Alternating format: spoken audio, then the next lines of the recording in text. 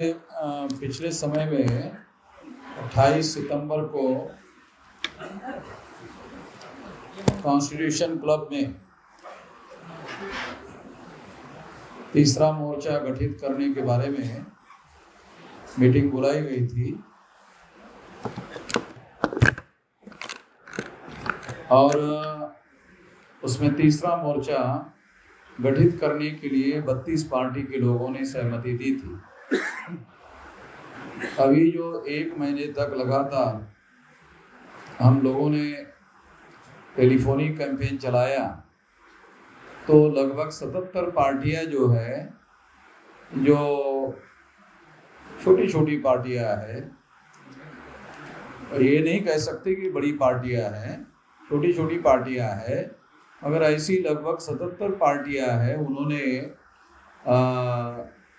तीसरा मोर्चा गठित करने का स्वागत किया और उसमें सहभागी होने के लिए इच्छा जताई और उसी के संदर्भ में आज ये दूसरी मीटिंग यहाँ पर राष्ट्रीय स्तर की बुलाई गई थी। अभी नवंबर माह में और तीसरी मीटिंग बुलाई जाएगी और चौथी मीटिंग में इसका मुकम्मल ढांचा दिसंबर माह में घोषित हो जाएगा, ताकि 2023 में एक गठबंधन का एक आकार और स्वरूप जो है वो खुलकर सामने आ जाए, ताकि 24 में हम लोग सारे देश भर में इसके नाम पर बड़ी रैलियां करना चाहते हैं, प्रदेश लेवल की रैलियां करना चाहते हैं, लाखों की रैलियां करना चाहते हैं और इसको संगठित रूप से ये सारा कार्यक्रम हम करेंगे। इसके साथ साथ ईवीएम के मुद्दे पर भी इसके द्वारा ये लड़ाई आने वाले समय में लड़ी जाएगी, क्योंकि ईवीएम जो है ये निश्चित रूप से एक बड़ा रोल प्ले कर रही है और इस वजह से ईवीएम का भी मुद्दा अभी 26 नवंबर को बड़ी रैली जो है दिल्ली में की जा रही है चुनाव आयोग के विरोध में। तो यहाँ पर हम लोगों ने दूसरी बार जो मीटिंग हुई उसमें कई रेजोल्यूशन पास किए गए हैं, कई प्रस्ताव पारित किए गए हैं और एक बड़ा प्रस्ताव ये है कि ये जो बहुत सारे नए दल हैं जो इसमें शामिल होना चाहते हैं उसको शामिल करवाने के लिए सहमति बनाई गई है। इसके साथ साथ सारे देश भर में रैलियां करने के बारे में भी सहमति हुई है। इसके साथ साथ हम लोग ईवीएम के मुद्दे पर भी लड़ाई लड़ने के लिए सहमत हो गए हैं और ये ऐसे कुछ महत्वपूर्ण बिंदु हैं जिस पर हमने रेजोल्यूशन पास किया है। इस संबंध में अगर आप लोगों के कोई सवाल है तो आप पूछिए और तमाम हमारे जो राष्ट्रीय स्तर के प्रादेशिक स्तर के जो लोग हैं यहाँ उपस्थित हैं स्टेज पर भी, वो इसका जवाब देंगे। तो एक एक करके आप सवाल पूछ सकते हैं। अभी तक कितनी पार्टियां कितनी आ गई? अभी तक लिखित रूप से और फिजिकली 77 पार्टी के लोगों की इसमें सहमति है। तीसरा मोर्चा बनाने की आपको जरूरत क्यों पड़ी? क्योंकि जो एनडीए गठबंधन है और यूपीए जो इंडिया गठबंधन है, वो गठबंधन हमारी समस्याएं जो है खासतौर पर एससी एसटी ओबीसी माइनॉरिटी के लोगों की समस्याओं को प्राथमिकता में समाधान करने के लिए तैयार नहीं। एक बात तो ये है। दूसरी बात ये है कि संविधान में हम जिन लोगों की बात करते हैं उन लोगों को भी अगर इकट्ठा किया जाए तो उनकी संख्या 85% है। अगर उनकी 85% संख्या है तो हम लोग कितने देर तक पिछलग्गू बने रहे, चाहे एनडीए के रहे चाहे इंडिया के रहे, ये हम लोग की पिछलग्गू ही बने रहे। क्या हमारे लोग जो है पहल करके क्या नेतृत्व करने लायक नहीं है देश का सरकार चलाने के लिए? एक सोच सेंटर में, ये सोच, इस सोच को आधार बनाकर ये प्रयास किया जा रहा है। अभी जैसे यहाँ मीटिंग हुई वैसे आने वाले समय में 25 राज्यों में स्टेट लेवल की मीटिंगें हो, ताकि स्टेट के अंदर जो छोटे छोटे और दल है उनको भी इकट्ठा किया जाए। हमारी जानकारी में 7-8 दल जो है ये राज्यों में है लगभग ऐसी जानकारी 7-8 दल है। अगर 8 दल मान ले और 25 राज्यों में 8 दल मान लो तो ये तो लगभग 200 पार्टियां हो जाएगी। चाहे छोटी छोटी पार्टियां हो, मगर ये 200 पार्टियां अगर इकट्ठा होगी तो इसका सिग्निफिकेंट असर तो पड़ेगा, ऐसा नहीं कि नहीं पड़ेगा। और हम लोग ये सारे लोग मिलकर मिनिमम 200 और मैक्सिमम 400 सीटों पर चुनाव लड़ेंगे। आपके पास 200 पार्टियां मतलब वोटर नहीं क्या? हाँ, आपके पास पार्टियां बहुत ही ये वोटर है ये नहीं है तो रिजल्ट पे पता चलेगा। बराबर है आपका सवाल, मगर हमारे पास वोटर है या नहीं है ये तो चुनाव में पता चलेगा। राहुल गांधी भी आपकी समस्याओं की बात कर रहे हैं, कह रहे हैं जाति गणना कराएंगे, पिछड़ों को अधिकार दिलवाएंगे, तो उनसे क्या दिक्कत है जब बोल रहे हैं? वो उसके बदले में उनको प्रधानमंत्री बनाने की बात कर रहे हैं कि आपको हम गिनती कर लेंगे, इसके बदले में आप हमें प्रधानमंत्री बनाओ। यहाँ हमको ऑब्जेक्शन। राहुल गांधी को प्रधानमंत्री करने का राहुल गांधी ये नहीं कह रहे ना 52% लोगों की गिनती करेंगे और 52% का ही प्रधानमंत्री बनाएंगे, ये नहीं कह रहे, केवल गिनती करेंगे। बोल अधिकार देने की बात कर रहे हैं। इससे हाँ, मतलब गिनती करेंगे। 75 साल के बाद भी गिनती ही करेंगे। राहुल गांधी पर विश्वास नहीं है आपको? हाँ, राहुल गांधी अब राहुल गांधी पे विश्वास रखना ना रखना ये बहुत बड़ा इशू है नहीं, ये नेशनल इशू नहीं है। अगर कांग्रेस सरकार में खड़गे साहब को प्रधानमंत्री पद को उम्मीदवार घोषित कर देगी तो क्या आप चुनाव नहीं लड़ोगे? चल तो फिर राहुल गांधी को पूछ लो, कंफर्म कर लो। अभी तक राष्ट्रीय अध्यक्ष तो बना लिया, अभी तक रेजोल्यूशन पास नहीं हुआ कि खड़गे जी प्रधानमंत्री बनेंगे कागज में। अगर ऐसा होता तो क्या किया आप? अरे अगर होता तो नहीं होता, ये तो जरतर वाली बात है। आप ऐसी बातें कर रहे हो, ऐसा हुआ तो क्या होगा, ऐसा नहीं हुआ तो आने दो ना। खड़गे साहब के अध्यक्ष होने से कागज में रेजोल्यूशन पास नहीं हो रहा है, बनाने के तो छोड़ दो, अरे कागज में रेजोल्यूशन पास नहीं हो रहा है कि खड़गे साहब को राष्ट्रीय अध्यक्ष बनाएंगे, जो राष्ट्रीय अध्यक्ष होगा वही देश का प्रधानमंत्री होगा, इतना भी रेजोल्यूशन पास नहीं कर रहे। 52% को मोदी जी भी आते हैं, उनको पिछड़े हैं। हाँ मोदी जी पिछड़े हैं। हाँ, तो 10 साल का कोटा पूरा नहीं हुआ है, 10 साल का कोटा पूरा नहीं हुआ, दूसरे लोगों का मौका नहीं है। क्या सर इसका भविष्य हाँ? है? आपने कहा कि बिहार के मुख्यमंत्री के साथ आपकी मीटिंग हुई, तो क्या वो भी आ रहे हैं?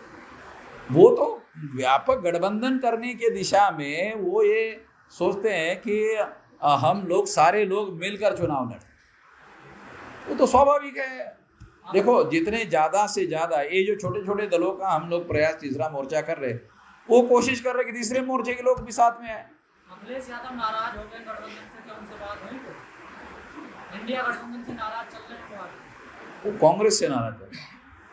नहीं है इंडिया गठबंधन में। हाँ, अभी तो अनाउंस नहीं किया उन्होंने बाहर जाएंगे, क्योंकि बाहर जाएंगे उनका भी बेड़ा गर्क हो जाएगा। उनको मालूम है बाहर जाने से कोई फायदा नहीं है। चंद्रशेखर रावत और झगड़ा चल रहा है मध्य प्रदेश में, यूपी में बाहर क्यों जाएंगे? अरे राजनीति में यूपी में बाहर क्यों जाएंगे? चंद्रशेखर रावत की बातचीत चल रही है आपको? राम रावण की लड़ाई काहे के लिए खड़ी कर रहे हो खामखा? जैसा उनकी राजनीतिक पार्टी के बड़े नेता हैं, वो भी दलित पिछड़ों की बात कर रहे हैं। हाँ, तो नागपुर में तो उन लोगों के साथ वार्ता हो गई है, आपने सोशल मीडिया में खबर नहीं पड़ी?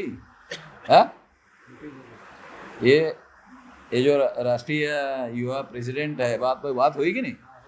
चंद्रशेखर के साथ बाकायदा 3 घंटा बात हुई और वो राजी हो गए। आपको खबर नहीं है? अरे सोशल मीडिया में वायरल हो गया। सर ये तो 4 राज्यों में 5 राज्यों में चुनाव है, इनमें राष्ट्रीय परिवर्तन मोर्चा की क्या भूमिका रहेगी? नहीं, इसमें राष्ट्रीय परिवर्तन मोर्चा ने संगठित रूप से कोई स्टैंड नहीं लिया है। संगठित रूप से लोकसभा चुनाव, अभी स्टेट में जो चुनाव हो रहा है, अगर इससे संबंधित पार्टियां कोई चुनाव लड़ रही है तो उन लोगों को हम कहेंगे आप स्टेट लेवल पर, जो राष्ट्रीय स्तर पर परिवर्तन मोर्चा में आप सहभागी है, आप मिलकर लड़िए। जैसे अभी इन्होंने हरियाणा का रेफरेंस दिया और एक साथी ने राजस्थान का राम कुमार चावला जी ने और मध्य प्रदेश का दिया, तो वहाँ हम लोगों ने उनको अनाउंस कर दिया, यहाँ ठीक है।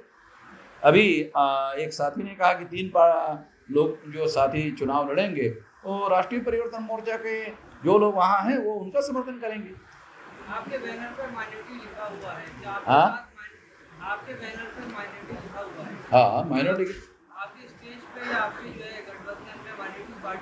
हाँ, माइनॉरिटी की पार्टी के 2 पार्टी के लोग यानी अनाउंस करके गए।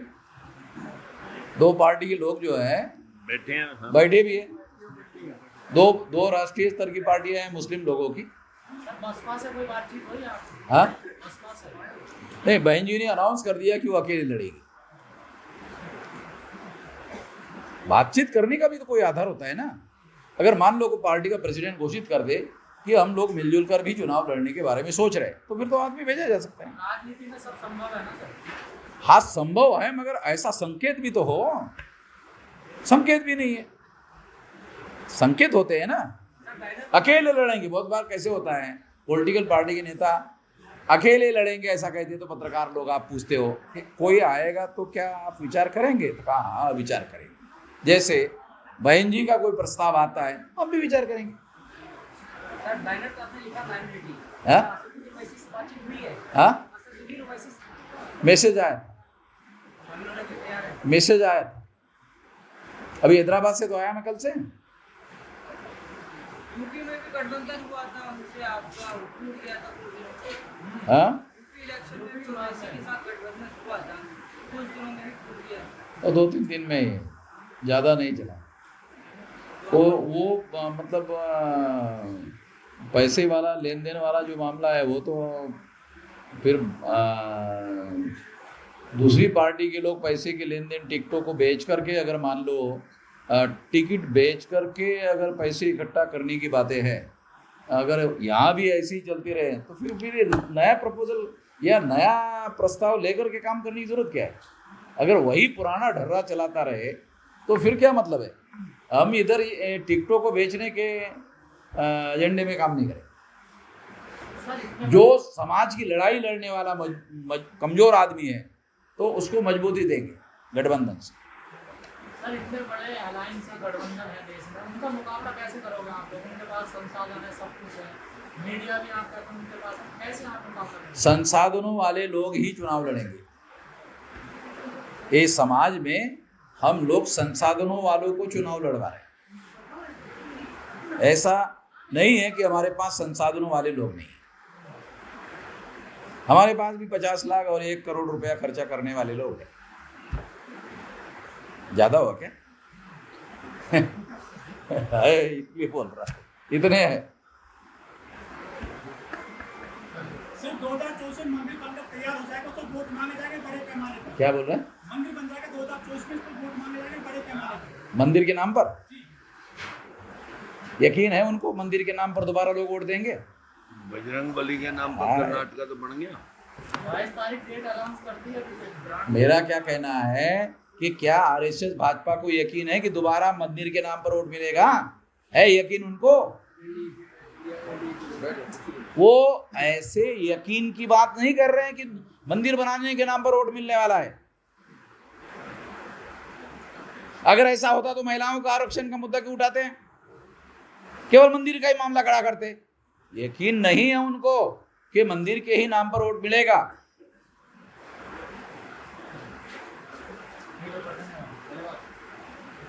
ठीक है, हो गया?